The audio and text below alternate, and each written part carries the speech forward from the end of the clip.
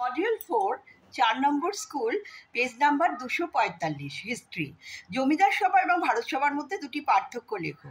1 নম্বর, জমিদার সভার কাজ ছিল জমিদারের স্বার্থ রক্ষা করা, অন্যদিকে ভারত সভার লক্ষ্য ছিল সমগ্র ভারতের স্বার্থে মনোনিবেশ করা। 2 নম্বরে, জমিদার সভা প্রতিষ্ঠিত হয় 1838 সালে দ্বারকা ঠাকুরের উদ্যোগে এবং রাজা রাধাকান্ত দেবের সভাপতিত্বে।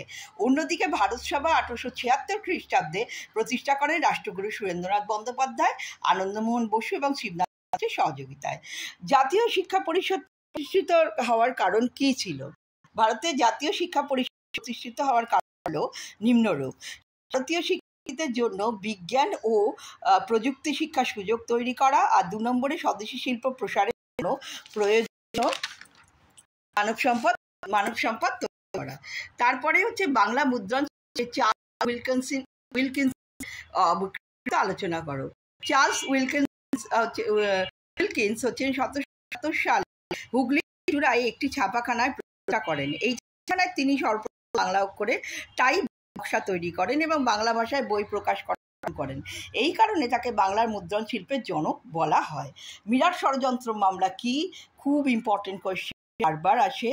তো কি লিখেছি, 1929 সালে সংগঠিত এই মামলায় ভারতীয় বিপ্লবী সংগঠন হিন্দুস্তান রিপাবলিকান অ্যাসোসিয়েশনের সদস্যদের বিরুদ্ধে ষড়যন্ত্রের অভিযোগ আনা হয়। এই মামলায় মুজাফফর আহমেদ ডাঙ্গে এসডি ঘাটে এবং প্রমুখ বিশিষ্ট ট্রেড ইউনিয়ন নেতাদের গ্রেপ্তার করা হয়।